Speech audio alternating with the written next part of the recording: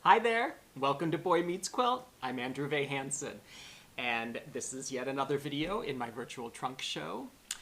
Today's quilt I call Scarcity, and this quilt was made for another one of our Brooklyn Quilters Guild defense shows. So if you saw my video about my spectrorgasmic therapy quilt, you will have heard that our Brooklyn Quilters Guild decided, since we couldn't do indoor shows, when our original one was scheduled right at the beginning of the pandemic, we decided, some amazing members in our guild came up with the brilliant idea to do an outdoor quilt show around the fence that surrounds our meeting place. And so it went off so well in October of 2020 that we decided to do it again in April of 2021. And the people who organized the fence show decided to do it on Earth Day. And so that was the theme of our fence show that time. It was in honor of Earth Day, whatever that meant to the quilter. And so I chose to make a quilt about the water scarcity crisis in our world. It's a big problem, and it's a problem that many of us who live in water-rich areas of the world don't think will affect us, and yet it does affect everybody, and it will definitely affect all of us as the climate crisis continues.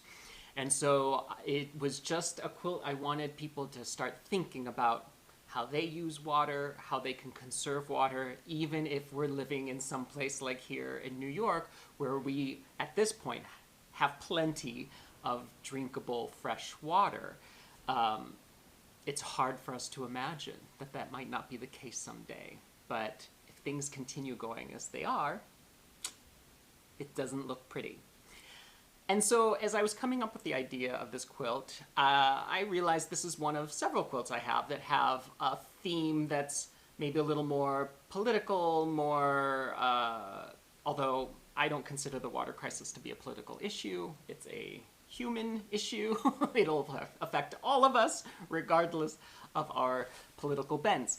But that said, I'm wondering how many of you out there make art, quilts, whatever, that have some sort of message to them. I know I've worked with different programs where that is definitely the emphasis when they're teaching their students. They want their students to always have a message behind what they're making. And then there are other schools of thought where you make what comes out of you, and whether it has an actual overt message or not doesn't really matter. Art is art. I don't have a feeling one way or the other about it. Sometimes I create quilts that I just think are pretty, and then sometimes I create quilts that definitely started with an idea about a message that I wanted to send. And then sometimes I create a quilt thinking at first that it's just going to be pretty, and then it turns out as I continue creating it, whether through subconscious absorption of what's going on with the current climate or of what's going on in my life and the world, it kind of seeps into what I'm making. And that actually seems to happen more often than not. So I'm curious about all of you out there, how you feel about art, politics, messages, using art to make change versus art for art's sake. Not saying one is better than the other, just wondering what you feel as you're in your own process and how that works for you. So please put that in the comments below. So anyway, I decided to do an improv pieced quilt, and the idea behind this quilt was to make it look like water that was evaporating into nothingness. And then it's very difficult to see from straight on, but hopefully I'll be able to angle my camera when we look at the details of the quilt so you'll see this better. But I basically used the quilting to make negative space that creates the letters W-A-T-E-R in the middle of the quilt. And I actually wanted it to be difficult to see because I wanted it, the idea was that the water is disappearing, and so that the word water looks like it's disappearing as well. And so that was the general idea of the quilt. It actually was fairly basic to put together. I just picked out some beautiful purples, blues, and greens to represent the water and pieced them together kind of randomly, but with the general idea of darker to lighter. And then, yeah, and then I did the quilting, and the quilting is just wavy lines. You know, the wavy lines are supposed to evoke waves and water ripples here at the bottom, but then as you go up towards the top, the wavy lines change direction to make it look like evaporation, because that's basically what's happening to our water. And so let's take a closer look at this quilt. So let's take a closer look at the details of Scarcity. I think from here, with the way the light is shining on the quilt, you can pretty clearly see the word water quilted in here.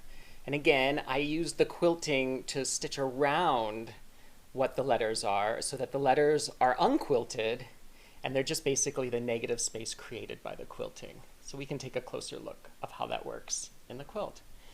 Here below, the quilting is just wavy lines going horizontally along the quilt. And you can see that the quilting stops. I used paper cutouts for the letters and basically pinned them onto my quilt and basically just quilted around the paper cutouts. As we get higher in the quilt, the quilting lines change direction going up into the sky. And again, they just stop wherever the paper cutouts were. So you can see that then that creates an unquilted space that happens to spell out the word water. And that's basically it. It's a very simple construction, but I feel like it's quite beautiful to look at. I hope that's what people think. And so that's Scarcity. I do highly recommend, if you're interested in learning more about the water crisis in our world, go to water.org. I'll put the link in the description box below so you can check it out. It's a great site, it's a great organization. And so thank you so much for watching this video. Stay tuned for more, especially I will have some more virtual trunk show videos coming up soon.